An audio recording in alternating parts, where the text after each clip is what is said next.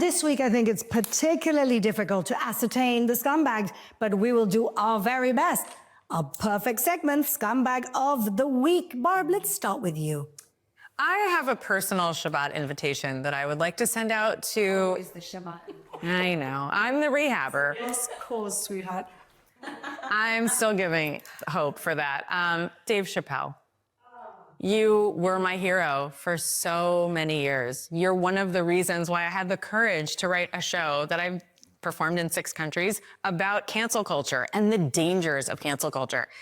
However, why have you twice now in the last 4 years, chosen, well, it was 2022 and recently, you've been on SNL twice. You've had the opportunity to have one of the most prized positions in the world to appear on SNL for the opening monologue, and you snubbed Israel multiple times. And it just really hurts because I know you've publicly said, I got Jewish friends, and I get that.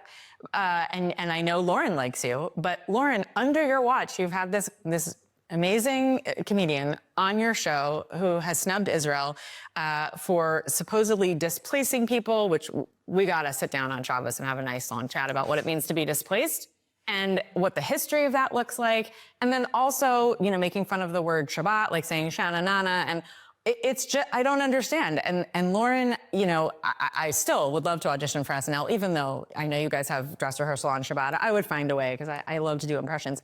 But it hurts me. Like all of my biggest idols from when I was a kid, and I believed in having idols as humans, Dana Carvey, like some of my, Rob Schneider, David Spade, like Adam Sandler. I could go on and on about all the people that are either Jew or Jew adjacent that have worked on your show that have so much talent. And you allow this on your watch. You allow him to say great things about President Carter and not one kind thing about Israel. I understand about balanced conversation and comedy. That's what I like to do.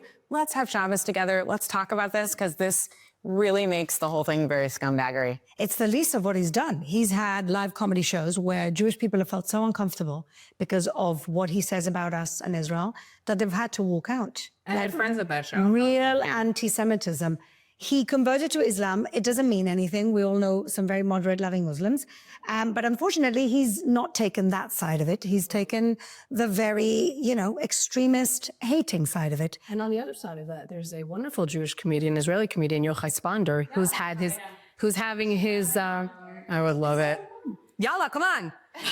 But he's having his shows canceled because they pretend, Irina's like, oh, we spoke to the police. He calls the police. They're like, I don't know what you're talking about.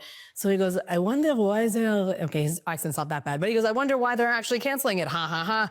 But we're going to continue to have the show. And he's wonderful. And if you need some good comedy, go see Yochai Spander.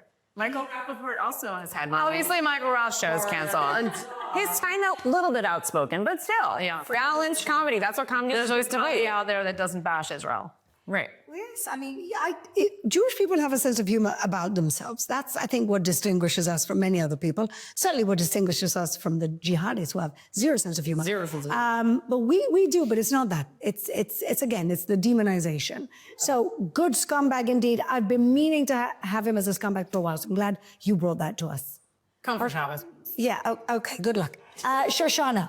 Okay, my scumbag is, probably she's been a scumbag before, but she's my scumbag because she's complaining about the ceasefire. They screamed about ceasefire for a long time in New York. Ceasefire now. So Nardine Kiswani, who I would like 2 seconds alone in a room with you, she wants to flood New York City for Gaza, but instead of just saying Gaza, I'm sure you'll have a real thing, but it's the whole picture of Israel. So it's not just Gaza. Like, we're not pretending anymore that this is about Gaza, right?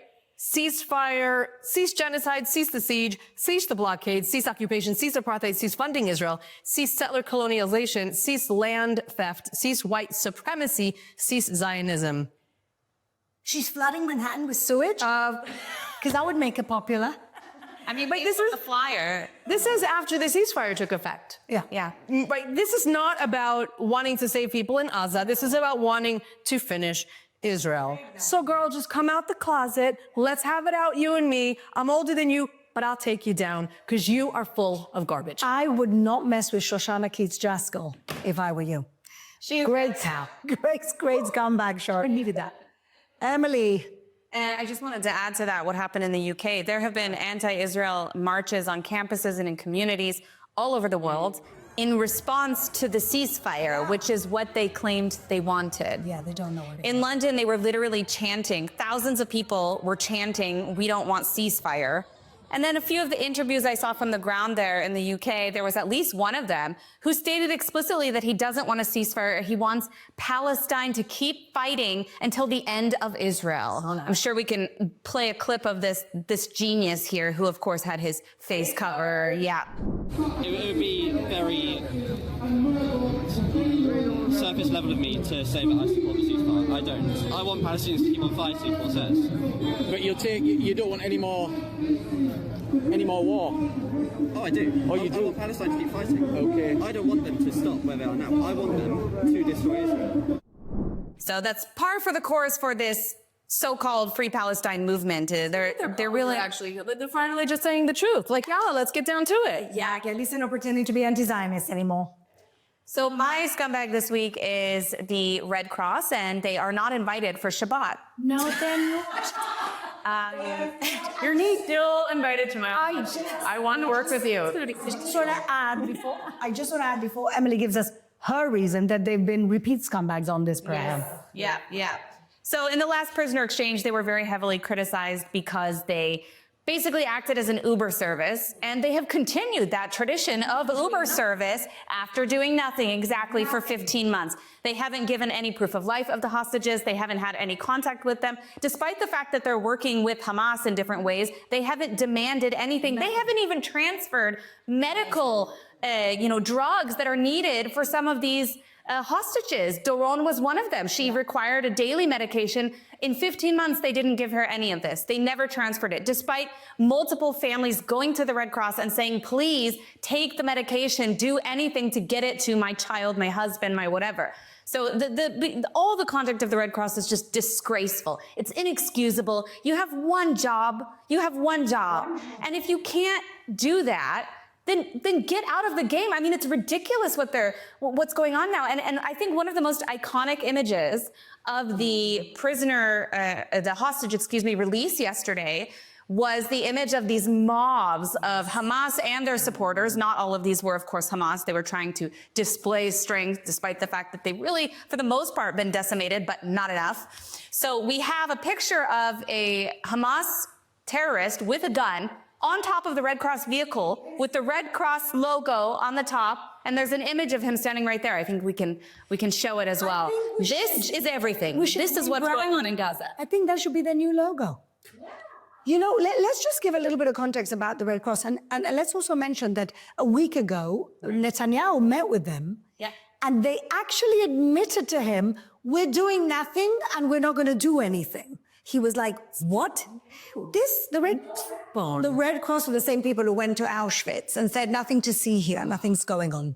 This is the same organization. I feel like Ami Horowitz needs to make another movie like he did with You and Me, like about the You and Red Cross, because we know, right, Emily, we know what's really going on. Are they really working with Hamas, or are they just saying, please stay away? Like, what do you really think is happening? Hamas people. They were Hamas. You know, they signed those certificates. There are Yes, there are visuals of the Red Cross people signing those fakakta, whatever graduation certificate, whatever the graduation gave to the Savad Hamas jail. Savad Hamas terrorists. The Red Cross. They signed it. Yeah. To get our hands on that. Yeah, you can find it all over Twitter. Well, we're going to put it everywhere. This is what it is. Unbelievable. With the terrorists. Complicit. 100%. As the UN are complicit, so are Red Cross, and a worthy scumbag indeed, repeat scumbag here on the show. Thank you, Emily. Now, my scumbag actually talks dovetails, how do you say it? Dovetails, not dovetails on how you were describing that scene. Because to me, I mean, of course, Hamas are the biggest scumbags of the world, of the year, etc. We had them in our 10 top scumbag shows.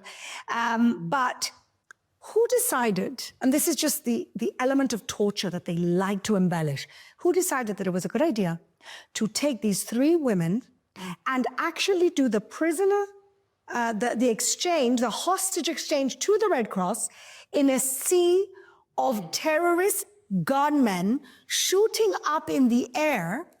That that scene could have Screaming a poem. By the way, all men.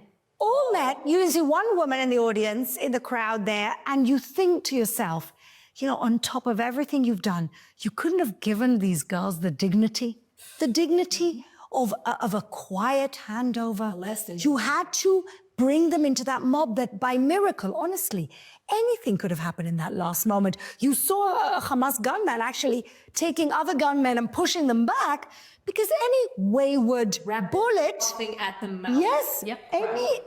they were ready for a lynch. It could have happened.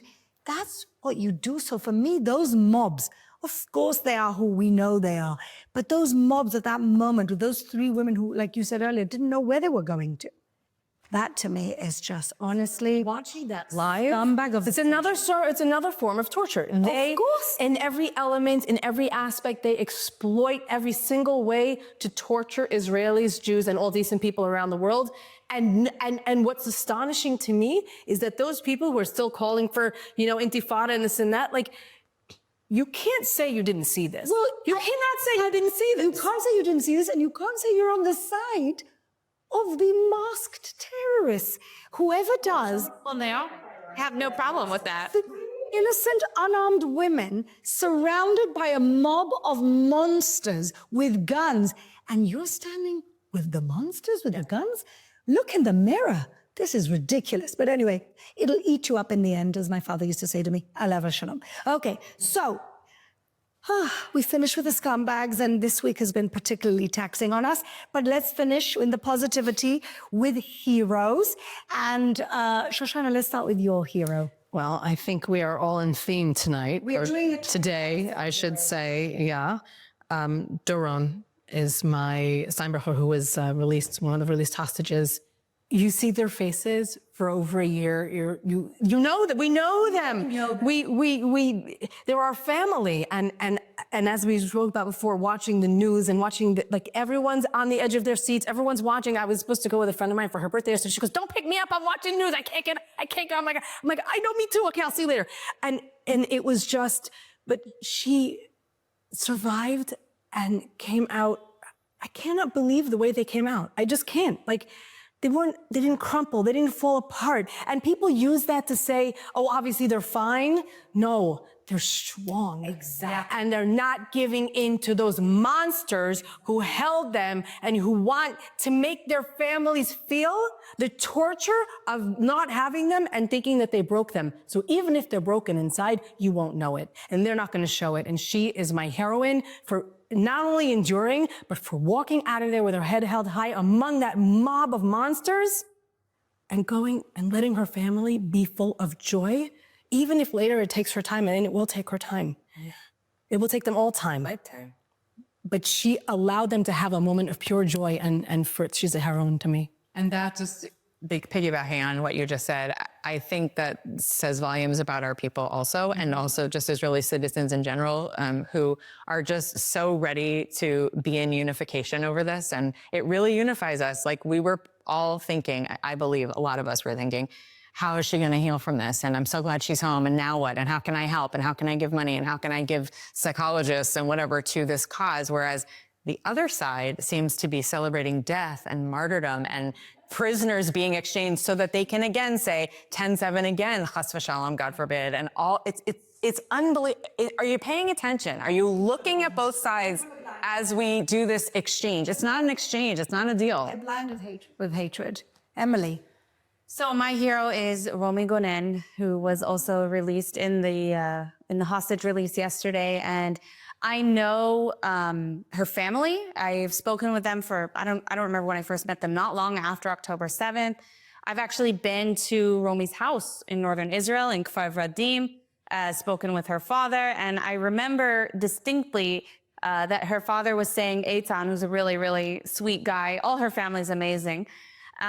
Was so positive and so certain. We believe she's going to come home, she's going to come back, and everything's going to be okay. He showed us her room that hadn't been touched since October 7th with all her stuff that she laid out before she went to the Nova Festival. And I have to say, it's just so surreal to see someone that you followed and that you've advocated for like over a year. I mean, she's getting out and has no idea who we are. Like, she has no idea who anybody is that have advocated. She doesn't know what happened in October 7th. So it's just very, very surreal to see.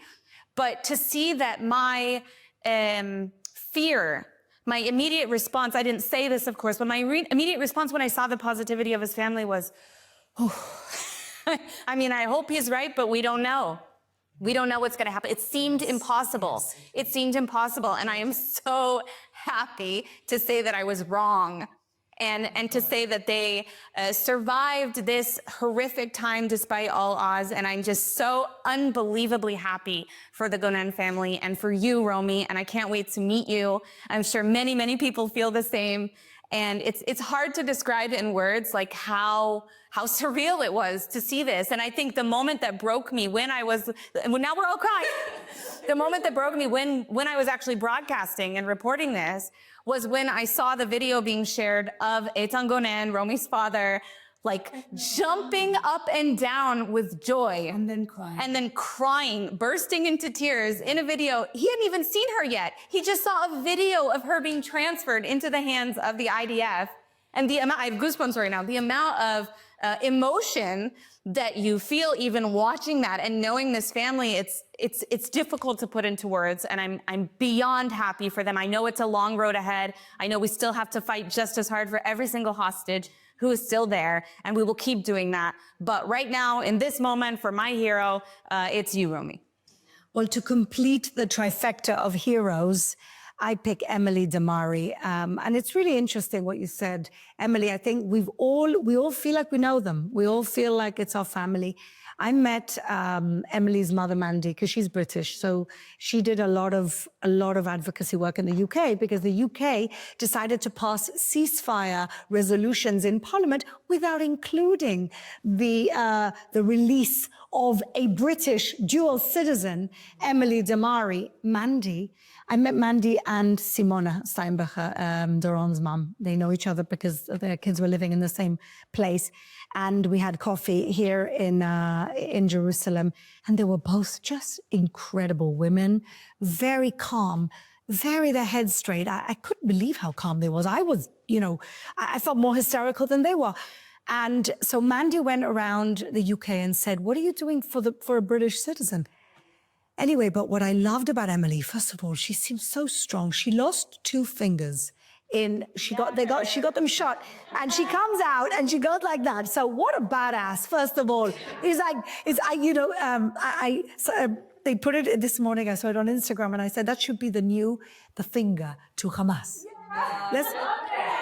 Let's make this the new finger for Emily. I think. Yes. He was also a rocker. But it's like rock. And I think she came out with such a strength, and she was smiling. It was almost like her little revenge to Hamas. They were taking her and she was like, And what only was discovered, I knew, but kept a secret, was that, and this was incredible that this was kept a secret because it really probably saved her life, that Emily is a border police officer, as is the rest of her family.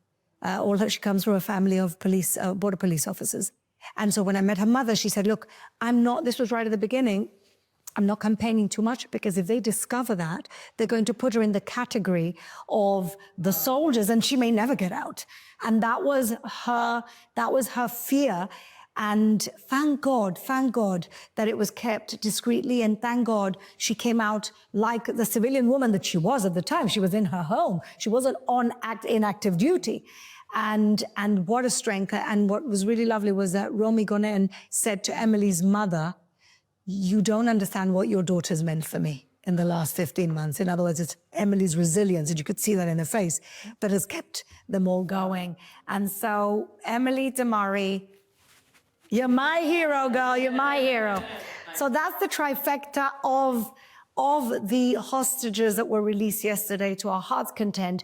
And we're going to change track a little bit to your hero this week. Well, it kind of piggybacks on what you guys just said. It's like the quad, if you will, because I'm going to talk about Majid al-Shafi, the Egyptian Muslim born but converted to Christian. for making this epic documentary called Dying to Live, which is such a Jewish phrase. Like, they what my grandma used to say, they won't let us live, you know? And it's true. It's a great title. There's actually a few other documentaries with that title. So make sure you look for Majid El-Shafi.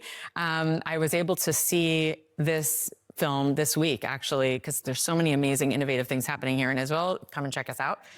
Jerusalem, you know, Jerusalem. Or Tel Aviv, yeah, or really any city here. At FOZ, Friends of Zion Museum, my friend Daniel, thank God I met him through you, Fleur. He invited me, and it was incredible. I got to meet Majid afterwards, and there were so many beautiful images and wonderful interviews that he was able to do with people who survived October 7th. Romi's family was in it, and that's how I feel like I got to know her because of this film. Everyone should see this film. It's done in such a beautiful, poetic way. I mean, there are some difficult images, but it's not gratuitous. It's necessary.